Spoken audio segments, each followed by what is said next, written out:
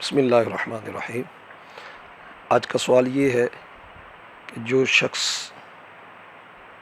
گستاخی پر مبنی میسج کو، مواد کو یا بے حیائی پر مبنی مواد کو اوپر لکھ دیتا ہے لعنت کہہ کر شیئر کیجئے، اب ہمارے پاس اگر وہ پہنچتا ہے تو کیا اسے آگے شیئر کرنا چاہیے کہ نہیں؟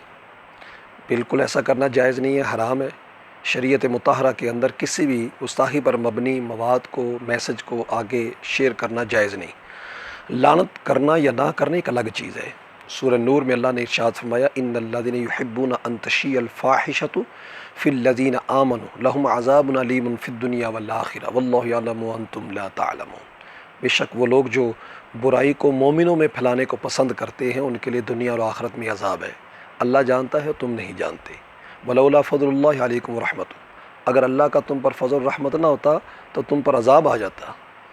یہ دیکھ لیں کہ ہم کس سطح پر پہنچ گئے ہیں۔ اور صحابہ کرام علیہم رضوان کا طرز عمل اس بارے میں کیا ہے؟